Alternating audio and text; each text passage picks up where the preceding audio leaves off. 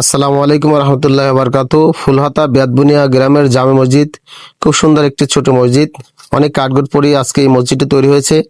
কিন্তু এই মসজিদটি মানুষ যাতায়াতের জন্য একটি খাল আছে, খাল পেরাতে হয় সাঁকোর মাধ্যমে। অবশ্যই আপনারা সাঁকোটি দেখছেন, এটি বাঁশের সাঁকো, গেওয়া গাছ দিয়ে তৈরি হয় মূলত। এই গেওয়া গাছগুলো প্রতি বছরই আসলেই নষ্ট হয়ে যায়, বাঁশ ভেঙে যায়, নষ্ট হয়ে যায়, পুরানো হয়ে যায়, অনেক কষ্ট হয়। সাধারণ মানুষ, বয়স্ক মানুষরা এই সাঁকো দিয়ে পারাপার হতে অনেক ঝুঁকি এবং কঠিন মুহূর্ত পার করতে হয়। অনেকেই এখান থেকে পড়ে গিয়ে আঘাতপ্রাপ্ত হয়েছে। অবশ্যই আপনারা দেখতে পাচ্ছেন বাঁশগুলো কিভাবে নষ্ট হয়ে গেছে এবং খুঁটিগুলো কিভাবে নষ্ট হয়ে গেছে।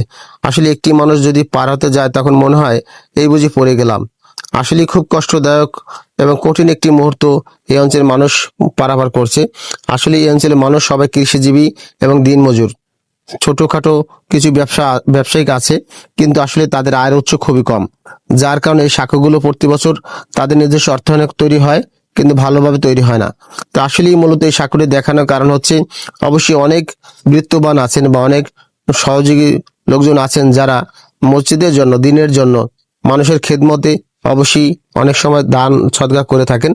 যদি অবশ্যই আপনাদের কারো ভালো লেগে থাকে বা আপনাদের এরকম ভাবে মানসিকতা থাকে, অবশ্যই বেতবুনিয়া জামে মসজিদের এই পারাপারের জন্য এই সাঁকোটি বা একটি পোল, কাঠের পোল করে দিতে পারেন, যাতে মানুষ মসজিদের নামাজের জন্য সুন্দরভাবে যাতায়াত করতে পারে, এলাকার মানুষ যাতায়াত করতে পারে। আসলে এটা কাউকে ছোট করার উদ্দেশ্যে নয়, এটা মানুষের দিনদারিতার জন্যই আসলে তৈরি করা। আপনারা যারা অবশ্যই আমার ভিডিওটি দেখছেন, অবশ্যই আপনারা এই ভিডিওটি মসজিদের জন্য, দিনের জন্য অবশ্যই শেয়ার করবেন। সবার সুস্বাস্থ্য কামনা করছি। আল্লাহ সকলকে ভালো রাখুক, সুস্থ রাখুক, আমিন।